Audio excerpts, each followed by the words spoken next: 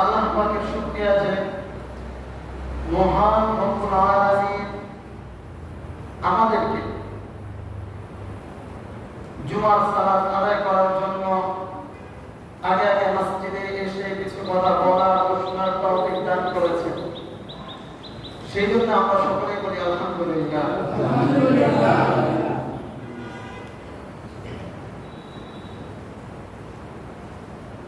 সামনে ঈদুল আযহা এবং কুরবানি। এই ঈদুল আযহা বা কুরবানি এটা ইসলামের একটি গুরুত্বপূর্ণ ইবাদত। কি গুরুত্বপূর্ণ ইবাদত? প্রত্যেক বালেগ সুস্থ মস্তিষ্ক সম্পন্ন ব্যক্তির যা নেশাব পরিমাণ মাল রয়েছে তার উপর কুরবানি ওয়াজিব। এই কুরবানি হযরত আদম আলাইহিস সালাম থেকে শুরু হয়েছে। কার থেকে? আদম আলাইহিস সালাম থেকে। বাকি এটা ভিন্নতা বা পদ্ধতি ভিন্ন ছিল। আমরা যেই তরিকায় কুরবানি দিচ্ছি এটা হলো মিল্লাতে ইব্রাহিম হযরত ইব্রাহিম আলাইহিস সালামের তরিকায় আমাদের কুরবানিটা হচ্ছে। মহান আল্লাহ রাব্বুল আলামিন সূরা কাউসার আমরা সবাই পারি, ইন্না আ'তাইনাকাল কাউসার ফাসাল্লি লিরাব্বিকা ওয়ানহার। এই সূরা কাউসারে আল্লাহ রাব্বুল আলামিন রাসূল সাল্লাল্লাহু আলাইহি ওয়াসাল্লামকে ঈদুল আযহার নামাজ পড়তে এবং নামাজের পর কুরবানি করতে করার নির্দেশ দিয়েছেন। ফাসাল্লি, হে নবী আপনি ঈদুল আযহার নামাজ আদায় করুন। ওয়ানহার, নামাজ শেষ করার পর আপনি আপনার পশুকে জবাই করুন, কুরবানি দেন। এই কুরবানির অনেক ফজিলত রয়েছে। একটা ফজিলত হলো হযরত আয়েশা রাদিয়াল্লাহু তাআলা আনহা থেকে বর্ণিত, তিনি বলেন রাসূলুল্লাহ সাল্লাল্লাহু আলাইহি ওয়াসাল্লাম বলেছেন যে এই কুরবানির দিন, ঈদুল আযহার দিন আল্লাহর কাছে এই কুরবানির চেয়েও অধিক উত্তম কোনো আমল নেই। কেননা এই কুরবানির আমরা যে পশু কুরবানি জবাই দেব, এই কুরবানির শিং, তারপরে খুর, তার যত পশম আছে, কাল কিয়ামতের ময়দানে বান্দার আমলনামা এগুলো আমলনামা হিসেবে দেওয়া হবে। সুবহানাল্লাহ। এই জন্য কুরবানির অনেক গুরুত্ব রয়েছে ইসলামের মধ্যে। মন চাইলো দিলাম, মন চাইলো দিলাম না, এমনটা করা যাবে না। তো কুরবানি যেহেতু একটি গুরুত্বপূর্ণ ইবাদত, এই জন্য আমরা কুরবানির কিছু মাসআলা জানবো আজকে। অনেক সময় মাসআলাগুলো না জানার কারণে, জানা না থাকার কারণে আমাদের কুরবানি হয় না, ঠিকই আমরা পশু জবাই দিচ্ছি। তো আমরা মাসআলাগুলো জানবো এবং সেই অনুযায়ী কুরবানি করার চেষ্টা করবো ইনশাআল্লাহ। প্রথমত আমরা জানবো যে কুরবানিটা কার উপর ওয়াজিব। কুরবানি কার উপর ওয়াজিব? কুরবানি ওয়াজিব হয় একজন বালেগ সুস্থ মস্তিষ্ক সম্পন্ন ব্যক্তির উপর। কার উপর? বালেগ হতে হবে, সুস্থ মস্তিষ্ক হতে হবে এবং ওই 3 দিন, যেই 3 দিন কুরবানির ঈদ, ঈদের দিন এবং ঈদের পরের 2 দিন, এই 3 দিন আপনার নেশাব পরিমাণ মাল আপনার কাছে থাকতে হবে। যদি এইটুকু মাল কারোর কাছে থাকে এবং সে বালেগ হয়, সুস্থ মস্তিষ্ক মানে হয় পাগল না হয়, তাহলে তার উপর কুরবানি ওয়াজিব। তাহলে বুঝে আসছে কুরবানি কার উপর ওয়াজিব। যেগুলো আজকে আমরা মনে রাখবো, আমি জিজ্ঞাসা করতে পারি যে কোনো সময় মাসআলাগুলো। 2 নম্বর জানবো যে একটা পরিবারে যদি একাধিক ব্যক্তি থাকে এবং তাদের সকলের উপর যদি আপনার কুরবানি ওয়াজিব হয়, এক পরিবারে 5 জন সদস্য আছে, দেখা যাচ্ছে 5 জন ইনকাম করেন, 5 জন বালেগ এবং সুস্থ মস্তিষ্ক সম্পন্ন, সবার কাছেই নেশার পরিমাণ মাল আছে, তাহলে ওই পরিবারের পক্ষ থেকে কি একটা কোরবানি দিলেই হবে এক নামে, নাকি সবার দিতে হবে? এর উত্তর হলো যে পরিবারের যত সদস্যের উপর কোরবানি ওয়াজিব হবে, প্রত্যেক সদস্যের জন্য আলাদা আলাদা কোরবানি দিতে হবে। সবার পক্ষ থেকে একজনের নামে 5 সন্তান, বাবা একজন, 5 সন্তান মিলে বাবার নামে কোরবানি দিয়ে দিল, ওই বাবারটাও আদায় হলো কিন্তু সন্তানদের আদায় হলো না। এটা ওয়াজিব বিধান। ঈদের নামাজ যেমন প্রত্যেক উপর আলাদা আলাদা ওয়াজিব, পরিবারের একজন যদি পড়ে প্রত্যেকের সবার পক্ষ থেকে কি হয় না, আদায় হয় না, বরং প্রত্যেকের আলাদা আলাদা আদায় করতে পারে। ঠিক তদ্রুপ কোরবানিটাও যতজন ব্যক্তির উপর ওয়াজিব হবে ততজন ব্যক্তির আলাদা আলাদা কোরবানি দিতে হবে, আলাদা আলাদা তার নাম থাকতে হবে। বুঝে আসছে? এরপর আমরা জানবো কোরবানির নেশাবটা, এটা কি পুরো বছর থাকা জরুরি, কিংবা যাকাতের যে নেশাব হয়েছে কোরবানির নেশাব আর যাকাতের নেশাবের মধ্যে পার্থক্যটা কি? দেখুন, প্রয়োজন অতিরিক্ত যাকাত ফরজ হয় 6 ধরনের মালের উপর। 1 নম্বর হলো স্বর্ণ, 2 নম্বর রূপা, 3 নম্বর নগদ অর্থ টাকা পয়সা, 4 নম্বর হলো আপনার গবাদি পশু, 5 নম্বর হলো আপনার ব্যবসায়িক মাল। এই সমস্ত জিনিসগুলোর উপর কি হয়, আপনার যাকাত ওয়াজিব হয়। এবং এগুলো 1 বছর, আজকে আপনি এই ধরনের মাল কথা আপনি 7.5 ভরি স্বর্ণের মালিক রয়েছেন, কিংবা 52 তোলা রূপার মালিক রয়েছেন, কিংবা 52 তোলা রূপার যে মূল্য, ধরুন বর্তমানে 52 তোলা রূপার মূল্য 1 লক্ষ টাকা, তো আজকে আপনি 1 লক্ষ টাকার মালিক হয়েছেন, এটা প্রয়োজনের অতিরিক্ত কোনো কাজে লাগে না। এটা ঠিক আগামী এই বছরের এই দিনে যদি আপনার এই টাকাটার মালিক থাকেন, তখনই আপনার উপর যাকাত ওয়াজিব হবে। যদি এমন হয় যে আগামী বছর এই সময় আপনার টাকাটা আর নাই, যে কোনো কাজে লেগে গেছে, বা আপনার এটা যে কোনো কারণে আপনি ব্যয় করে ফেলছেন, তখন আপনার উপর যাকাত ওয়াজিব হবে না। পক্ষান্তরে কোরবানির বিধানটা হলো, আপনি যদি ঈদুল আজহার দিন, তার পরের দিন এবং তার পরের দিন, এই 3 দিন যদি নেশাব পরিমাণ মালের মালিক হন, তাহলে আপনার উপর কোরবানি ওয়াজিব, যে কোনো এক সময় হলেই হবে। একজন ব্যক্তি মনে করেন জোহরের সময় শুরু হয়েছে, এখন একজন নাবালেগ ছেলে, সে যদি জোহরের সময় আর মাত্র 5 মিনিট বাকি আছে, 5 মিনিট বাকি আছে, কিংবা 2 মিনিট বাকি আছে, 3 মিনিট, 5 মিনিট বাকি আছে, তো এমন সময় যদি কোনো ছেলে বালেগ হয়, তাহলে তার জন্য ওই জোহরের নামাজটা ফরজ হয়ে যায়। ঠিক তদ্রুপ কোরবানির এই 3 দিনে যে কোনো এক সময় কেউ যদি প্রয়োজন অতিরিক্ত নেশাব পরিমাণ মালের মালিক হয়, তাহলে তার উপর কোরবানি ওয়াজিব হয়ে যায়। হজ যেমন কারোর উপর একবার ফরজ হয়ে গেলে, সে যদি পরবর্তীতে তার দরিদ্র হয়ে যায়, ফকির হয়ে যায়, এই ফরজটা কিন্তু তার মাথায় থেকে যায়।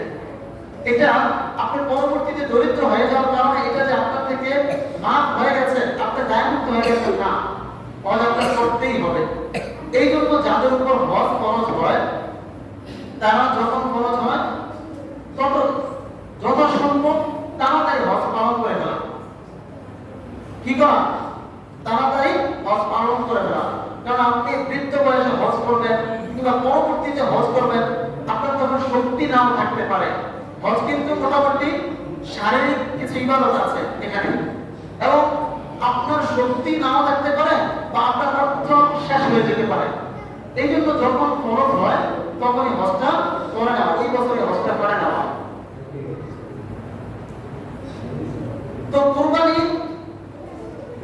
পুরো বছর আপনার মাল থাকাটা জরুরি না, বরং যেই 3 দিন রয়েছে কোরবানির, ওই 3 দিন আপনার কাছে নেশাব পরিমাণ মাল থাকলেই আপনার কোরবানিটা ওয়াজিব। এখন কোন নাবালেগ শিশু কিংবা পাগল, সে যদি নেশাব পরিমাণ মালের মালিক হয়, আমাদের সমাজে আছে না অনেক বাচ্চা মেয়ে তাদের দেখা গেছে যে আপনার স্বর্ণের অভাব নেই, কিংবা তারা অনেক টাকা তারা গিফট করে তারা আপনার নেশা পরিমাণ মানের মালিক হয়ে গেছে, কিংবা পাগল কিন্তু সে বাবার থেকে সম্পত্তি পেয়েছে। তো এর উপর কোরবানি ওয়াজিব হবে কিনা? যে না, নাবালেগ শিশু যদি নেশা পরিমাণ মানের মালিকও হয়, যত কোটি টাকার মালিকই হোক, কিংবা কোনো পাগল সে যদি নেশা পরিমাণ মানের মালিক হোক, যত কোটি টাকার মালিকই হোক, তার উপর তার এই সম্পত্তির কারণে তাদের উপর কি হবে না? কোরবানি ওয়াজিব হবে না।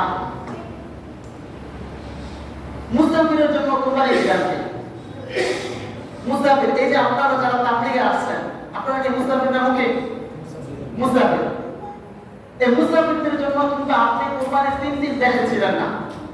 আপনি 3 দিন কোথাও মানে 48 মাইল কিংবা 78 কিলোমিটার দূরত্বে কোথাও সফর চলে গেছে। আপনি কোরবানির ওই সময়টা আপনি আপনার জায়গায় অবস্থান করেন নাই, কিংবা আপনি 15 দিন কোথাও যাওয়ার নিয়ত করে যান নাই। 15 দিনের ক্রমে 48 মাইল কিংবা 78 মাইল দূরত্বে সফর করেছেন, তখন আপনার কোরবানি ওয়াজিব কিনা? যে না, এই সময় যদি আপনি পুরো সময়টা মুসাফির থাকেন, পুরো 3 দিন, তাহলে আপনার উপর কোরবানি ওয়াজিব হবে না, আপনি যত টাকার মালিক হন। বুঝে আসছে? কোরবানির যে 3 দিন রয়েছে, এই 3 দিন যদি কেউ মুসাফির অবস্থায় থাকে এবং সে যদি এই সময়টাতে বুকিং না হয় কোনোভাবে, তাহলে তার উপর কোরবানি ওয়াজিব না, তার কোরবানি দেওয়া লাগবে না। যদি দেয় তাহলে সেটা নফল হিসাবে গণ্য হবে। দরিদ্র ব্যক্তির কোরবানির হুকুম কি? কোন ব্যক্তি নেশাব পরিমাণ যতটুকু নেশাব হওয়ার কারণে কোরবানি ওয়াজিব হয়, ওই পরিমাণ সম্পদ তার নাই, তো তার কোরবানির হুকুম কি? তার উপর তো কোরবানি ওয়াজিব না। এখন কোন দরিদ্র ব্যক্তি যদি পশু ক্রয় করে নিয়ে আসে বাজার থেকে, খাসি কিংবা আপনার যে কোনো জিনিস, গরু কিনে নিয়ে আসে, তাহলে যদি কিনে ফেলে কোন দরিদ্র ব্যক্তি যার উপর কোরবানি ওয়াজিব না, এমন ব্যক্তি যদি কোরবানি দেওয়ার উদ্দেশ্যে পশু কিনে ফেলে, তাহলে তার উপর কোরবানিটা ওয়াজিব হয়ে যাবে। কি হবে? তার উপর কোরবানি ওয়াজিব হয়ে যাবে। কোরবানি কখন, মানে কোরবানির সময়টা কখন থেকে? কোরবানির সময় হলো ঈদুল আজহার সালাত আদায় করার পর থেকে শুরু হয়। এখন কোন ব্যক্তি যদি ঈদের নামাজের আগে কোরবানি করে ফেলে, গরু জবাই করে ফেলে, তাহলে তার কোরবানি আদায় হবে না। কোরবানির সময় কখন থেকে শুরু হবে? ঈদুল আজহার সালাত আদায় করার পর থেকে নিয়ে 13 তারিখ, মানে 13 জিলহজ সূর্য ডোবার আগ পর্যন্ত সময়। এই সময়ের মধ্যে দিনের বেলা কোরবানি দিতে পারবে, রাতের বেলা কোরবানি দিতে পারবে। তবে দিনের বেলা কোরবানি দেওয়াটা উত্তম। দিনের বেলা কোরবানি দেওয়া কি উত্তম। এখন কথা হলো, বৃষ্টি বা কোনো কারণে কথার কথা জুমার সালাত কারোর পক্ষে সম্ভব হয়নি উপস্থিত হওয়া, মানে ঈদের নামাজ। ঈদের নামাজটা একা একা পড়া হয় না, যায় একা পড়লে ঈদের নামাজ আদায় হয় না। এখন ওই ব্যক্তির কোরবানির পশুটাকে সে কি করবে? বৃষ্টি কিংবা কোনো ওজোরের কারণে, যে কোনো সমস্যার কারণে সে অসুস্থ হয়ে গেছে, মসজিদে আসা তার পক্ষে সম্ভব হয়নি, হইতে পারে না, পশু কিনে ফেলছে, কোরবানি দিবে। এখন ঈদের দিন নামাজ পড়তে আসবে, এমন বৃষ্টি আসা সম্ভব হয় না মাঠে, কিংবা এমন অসুস্থ হয়ে গেছে তার পক্ষে ঈদের নামাজ পড়ার জন্য মসজিদে উপস্থিত হওয়াটা সম্ভব হয়নি, তাহলে তার কোরবানি পশুর বিধান কি? তার জন্য সে নামাজ না পড়লেও ঈদের পরে দিতে পারবে, কিংবা সে আগেও দিতে পারবে, সে আগেও দিতে পারবে। মনে করেন এমন অসুস্থ যে এটা বুঝে আসছে যে কোনোভাবে আমি মসজিদে উপস্থিত হতে পারবো না, তো সে যদি কোরবানি করে তাহলে সে ঈদের আগে তার পশু জবাই করতে পারবে, কারণ তার তো নামাজটা নেই, এই জন্য সে কোরবানি আগে করতে পারবে। এখন আসেন, কোরবানির সময় আপনি পশু কিনছেন কোরবানি করার জন্য, কিন্তু ওই সময় আপনি কোরবানি করতে পারেন নাই, আপনি কি করবেন? কোরবানির যে 3 দিন, এই 3 দিনের মধ্যে আপনি কোরবানি করতে পারেন না, তাহলে আপনার কোরবানির বিধান কি? এখানে আগে জানতে হবে যে আপনি পশু কিনেছেন কি কিনেন কিনেন নাই, যদি আপনি পশু না কিনে থাকেন এক বিধান, যদি পশু কিনেন আরেক বিধান। যদি পশু আপনি না কিনেন কোরবানির উদ্দেশ্যে, তাহলে যখন 3 দিন পার হয়ে গেল আপনি কোরবানি দিলেন না, আপনার উপর কোরবানি ওয়াজিব ছিল, তাহলে কোরবানির পরে আপনি একটি ছাগল, একটা ভালো ছাগলের যে মূল্য রয়েছে এই মূল্য সবটা করে দিতে হবে। বুঝে আসছে? কোরবানির যে 3 দিন সময়, এই সময়ে আপনি কোরবানি দিলেন না, আপনার ওয়াজিব কোরবানি, আপনি পশু ক্রয় করেন নাই, তাহলে আপনি কি করবেন? তাহলে বিধান হলো যে আপনি কোরবানির পরে একটা খাসির যে সম পরিমাণ মূল্য, এই মূল্যটা আপনি সবটা করে দিতে হবে। তাহলে মাসালা না জানার কারণে আমাদের অনেকের উপরে কিন্তু কোরবানি ওয়াজিব ছিল পূর্বে। এই যে আমরা ওই একান্নবর্তী পরিবারের মধ্যে আমরা সবাই মিলে এক নামে কোরবানি দিয়ে দিই বা দিয়েছি, এই কারণে দেখা গেছে অনেকে নেতাদের মালিক ছিল কিন্তু সে কোরবানি দেয়নি। তাহলে তার জন্য কর্তব্য কি?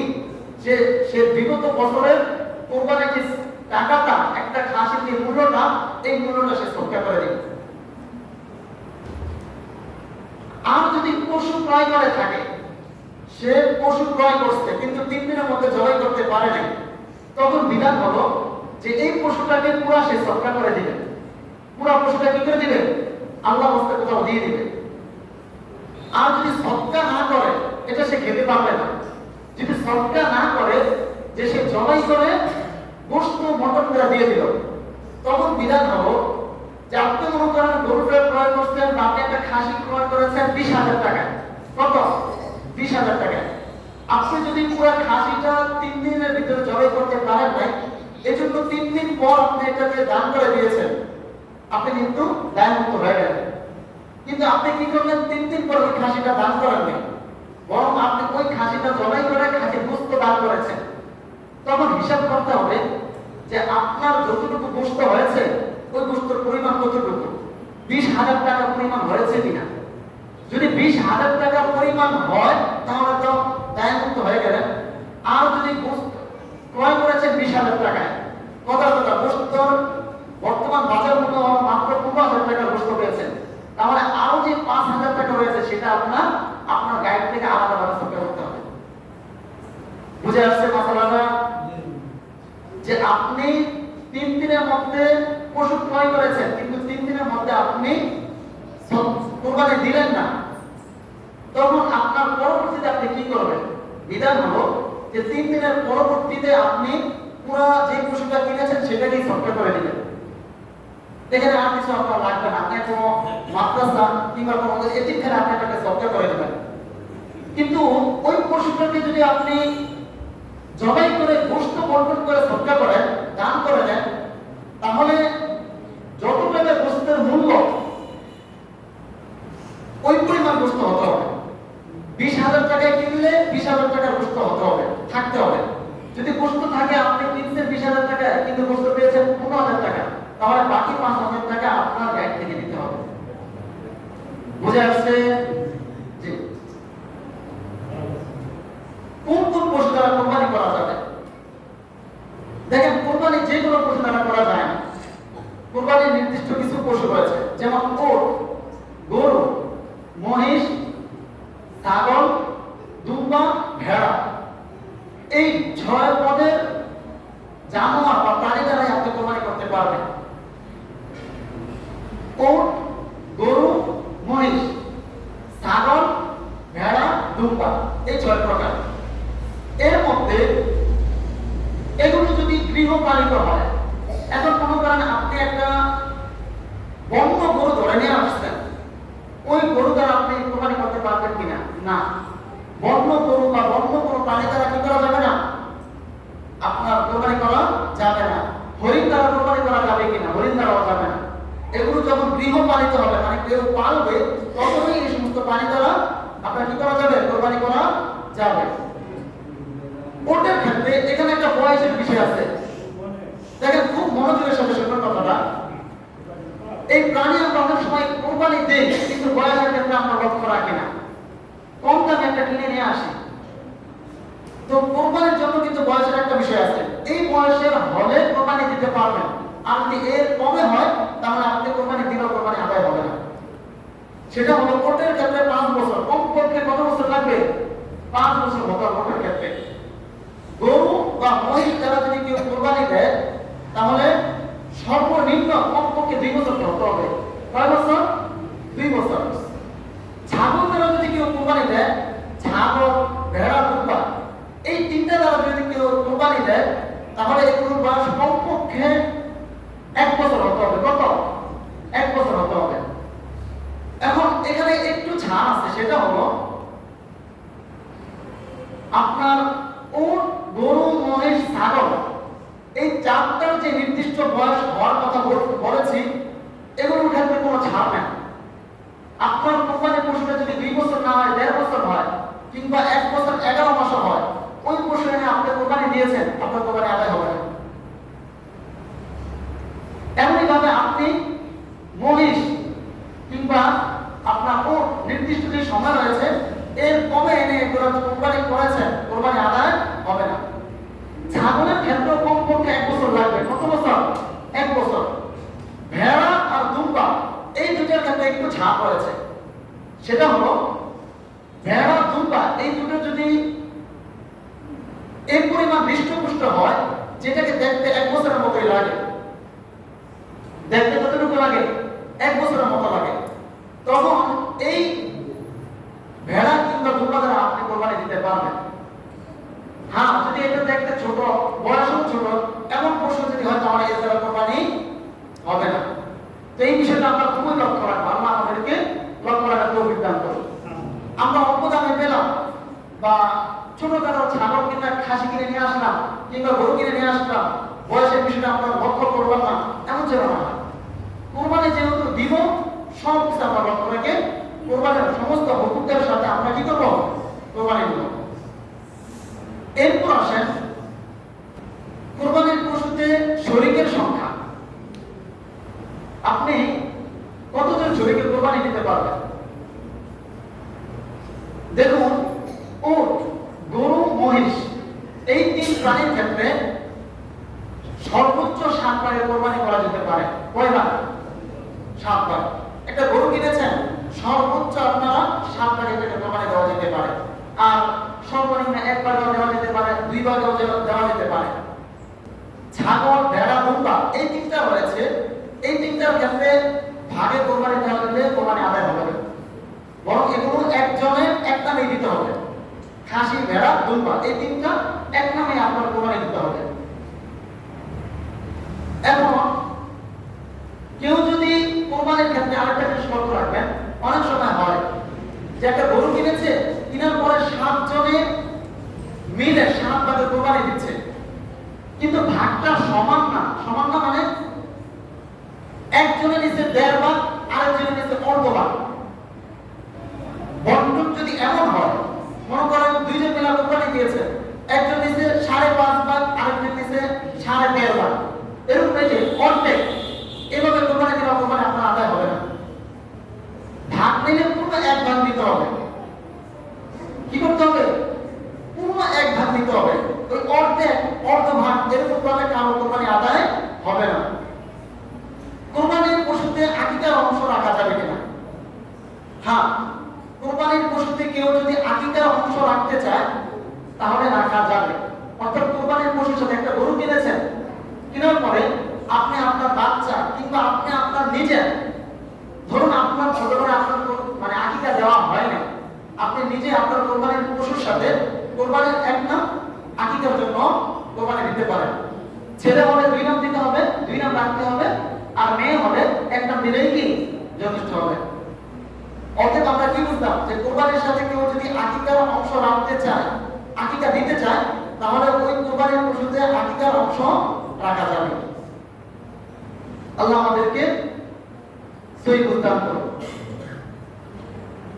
আরেকটি বিষয়, কোরবানি যারা দিবে কিংবা যে ব্যক্তি কোরবানি দিবে, একাধিক কিংবা শরীকের সাথে দেবে, তার উপার্জনটা যদি হারাম হয় তাহলে এখানে কোরবানির বিধান কি?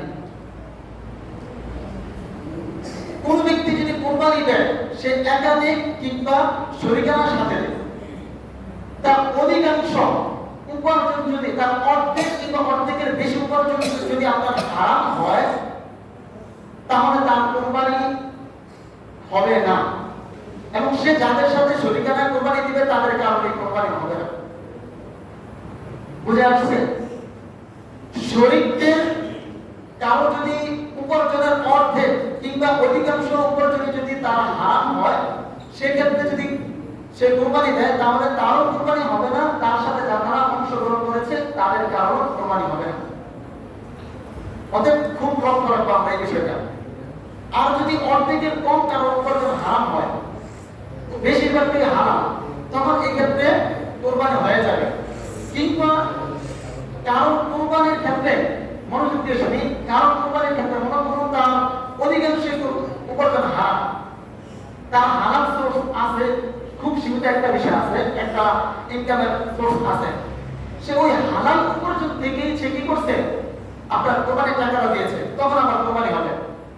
এখানে সে হারাম অংশটা সে রাখেনি, কিংবা তার হালাল যে অংশটা রয়েছে সেখান থেকেই পৃথক করে সে টাকাটা দিয়েছে, হারাম থেকে দেয়নি, তখন আমার সব শরীরদের কোরবানি হবে, তার নিজেরও কোরবানি হয়ে যাবে। পশু কেনার পর ধরুন আপনারা পাঁচ নামে, কিন্তু আপনি একাই কোরবানি করার জন্য পশু কিনেছেন, এখন কেনার পরে যদি আপনি কাউকে শরীক করতে চান, পারবেন কিনা? কেউ একটি গরু কিনেছে একা কোরবানি দেওয়ার জন্য, তাহলে পরবর্তীতে যদি আপনার কেউ শরীক করতে চায় কিংবা সে যদি কাউকে শরীক করতে চায়, পারবে কিনা? হ্যাঁ, পারবে। কোরবানির পশু কেনার পর যদি কাউকে শরীক হিসাবে রাখতে চায় তাহলে সে রাখতে পারবে। এই ক্ষেত্রে লক্ষ্য রাখতে হবে, যাকে সে শরীক রাখতেছে সে যে অর্থটা দিবে এই অর্থটা সৎকার করে দেওয়াটা উত্তম। বুঝে আসছে? তবে যদি সে এটা খেতে চায় পারবে, তো সে যখন কিনেছে কোরবানি, সে একাই কোরবানি দেওয়ার জন্য ক্রয় করেছে, কিংবা তিনজন মিলে নিয়োগ করেছে যে আমরা কোরবানি দিব, এবং পশু কিনে তিনজনে নিয়ে আসছে, আসার পরে নিয়োগ শেষ, কেনা শেষ, এরপর আরেকজনকে সে শরীক করতেছে বা তারা শরীক করতেছে, সেক্ষেত্রে বিধান হলো যে শরীক করতে পারবে, বাকি ওই শরীকের যে টাকাটা দিবে সেটাকে সে সৎকার করে দিবে, সে টাকাটা কি করতে হবে? সৎকার করে দিতে হবে। জবাইয়ের পূর্বে পশু থেকে উপকৃত হওয়া যাবে কিনা?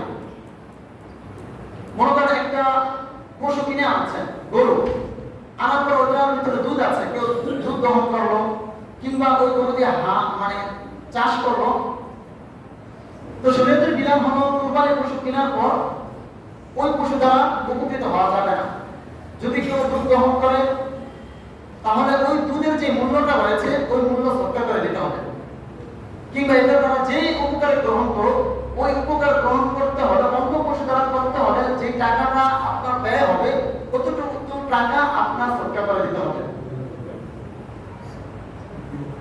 আরেকটি বিষয়, আমরা অনেক সময় হয় কি হুজুর কুরবানির পশু জবাই করে দিয়েছে, এরপর কসাইরা কিন্তু আমরা নিজেরা আবার কি করি, গলার ভিতরে ছুরি চালাই।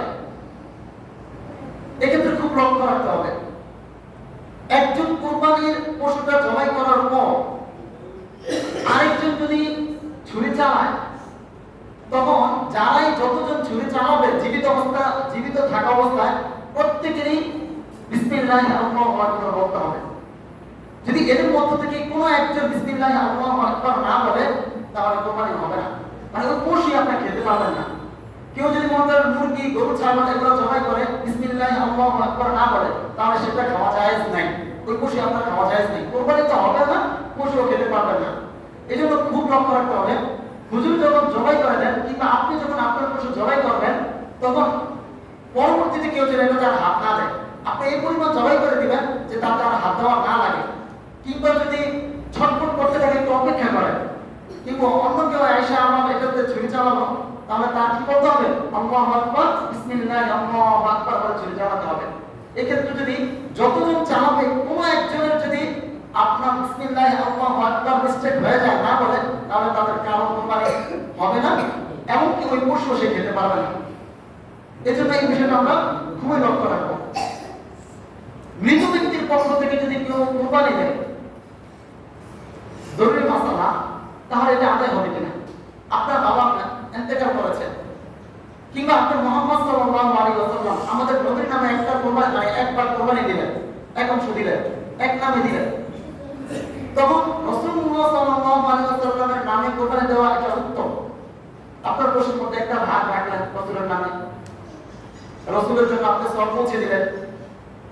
আপনার আত্মীয় স্বজন কিংবা অন্য কোনো বিরুদ্ধের জন্য যদি আপনি কোরবানি দেন, তাহলে তার নামে কোরবানি দিলে কোরবানি আদায় হবে। তবে এখানে লক্ষ্য রাখতে হবে যে আপনি যে পশুটা কোরবানি দিচ্ছেন এটা কি ওই মৃত ব্যক্তি যে মারা গেছে সে ওসিয়ত করেছে কিনা। যদি সে ওসিয়ত করে যায় তাহলে তার যে অংশটা রয়েছে ওই অংশের বস্তু আপনারা কেউ খেতে পারবেন না, এটা গরিব দুঃখীদেরকে সত্য করে দিতে হবে। আর যদি সে ওসিয়ত না করে যায়, এমনিতেই আপনি তার পক্ষ থেকে বা আপনার বাবার পক্ষ থেকে কোনো মৃত ব্যক্তির বাবার পক্ষ থেকে আপনি কোরবানি দিয়েছেন, তখন স্বাভাবিকভাবে অন্য কোরবানির মতো এটা আপনি খেতে পারবেন এবং এটা আপনার কি করতে হবে না, সৎকার করতে হবে না। করলে ভালো, না করলে কোনো সমস্যা নেই। আরেকটা বিষয় যে পশু জবাইয়ের কত সময় পর আমরা চামড়া কষতে যাব।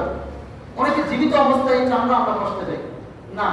পশু যতক্ষণ পর্যন্ত নড়াচড়া করবে বা তার মধ্যে দম থাকবে ততক্ষণ পর্যন্ত পশুর গায়ে কোনো ছুরি চালানো বা অন্য কোনো কিছু করা যাবে না।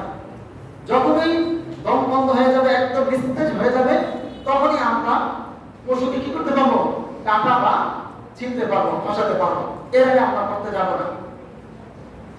সময় খুবই সংকীর্ণ। আরো কিছু গুরুত্বপূর্ণ মাসলা সংক্ষেপে বলে দিই। আমরা যখন পশু কিনতে যাব তখন কয়েকটা বিষয় লক্ষ্য রাখবো। সেটা হলো যে পশুর একটা হলো বয়সের প্রতি লক্ষ্য রাখবই, যে আপনার যেই পশুর যত বয়স কত বয়স হয়েছে কিনা। দ্বিতীয়ত, কোনো পশু যদি শিং ভাঙা থাকে, একদম গোড়া থেকে ভেঙে যায়, তাহলে এই ধরনের পশু দ্বারা কোরবানি হবে না।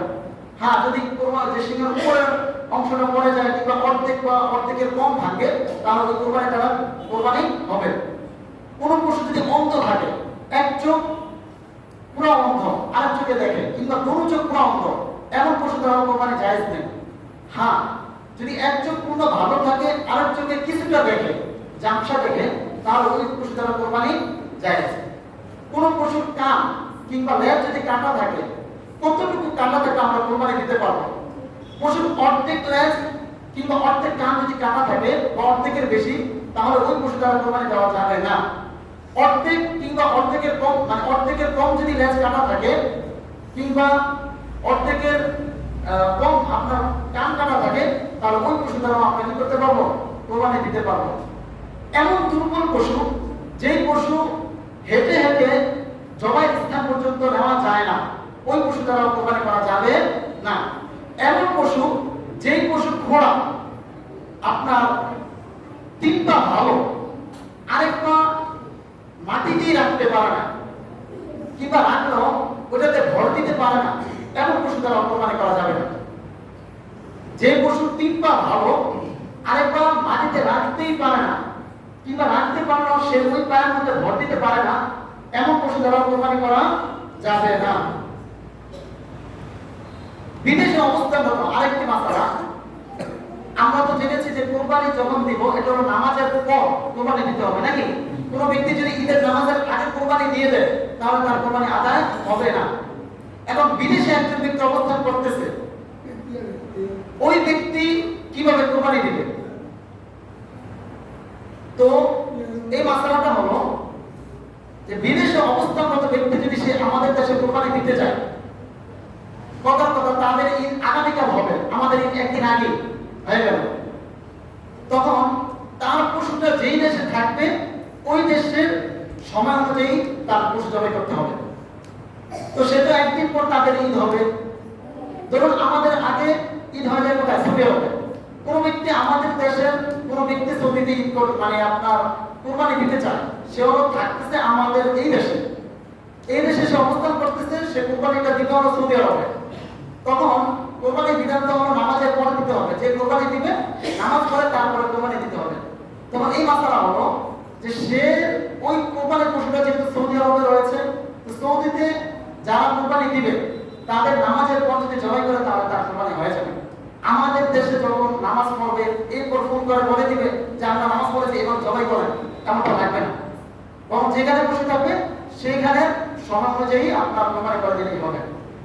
আল্লাহ রাব্বুল আলামিন আমাদেরকে কোরবানির যত হুকুক রয়েছে সমস্ত হুকুক আদায়ের সাথে আদায় করে কোরবানি করার তৌফিক দান করুন এবং একনিষ্ঠভাবে শুধুমাত্র আল্লাহর জন্য কোরবানি করার তৌফিক দান করুন।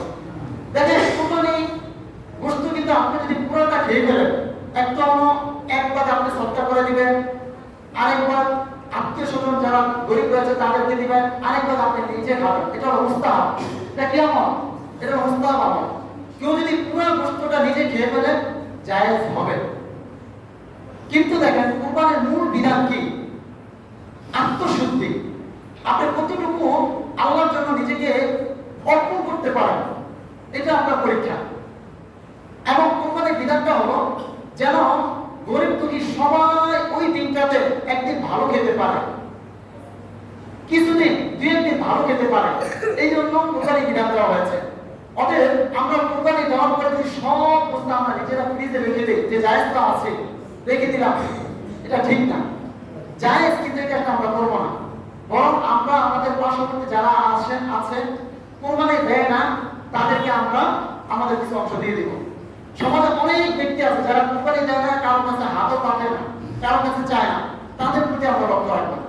যারা চায় সেটা তো ভিন্ন, সে অনেক জায়গা থেকে চায় আনতে পারে, কিন্তু অনেক ব্যক্তি আছে কোরবানি দিচ্ছে না এবং সে কারোর কাছে হাতও পাচ্ছে না, কারোর কাছে যাচ্ছে না। তো তাদের প্রতি আমরা একটু লক্ষ্য রাখবো। আমরা সবাই আমাদের আশপাশে যারা আছেন তাদের প্রতি লক্ষ্য রাখবো। যারা কোরবানি দিচ্ছে না তাদেরকে আমরা একটু আমাদের কমপক্ষে সে একদিন সুন্দরভাবে তার ফ্যামিলি নিয়ে খেতে পারে এই পরিমাণ দিব। যারা কাছের আছে, আপনার ঘরের পাশে একজন কোরবানি দিচ্ছে না, আপনি তাকে 2 টুকরা দিয়ে দিলেন, 3 টুকরা দিয়ে দিলেন, না দিলেও কোনো সমস্যা নেই। কিন্তু না, তাকে আপনি 1 টুকরা 2 টুকরা না, আপনার যে পাশে আছে সে কারোর কাছে যাচ্ছে না, তাকে এতটুকু দেন যে সে তার পুরো ফ্যামিলি নিয়ে একটা বেলা সুন্দরভাবে খেতে পারে। আল্লাহ রাব্বুল আলামিন আমাদের সবাইকে সঠিক বুঝ দান করুন। যারা সুন্নাত করি নাই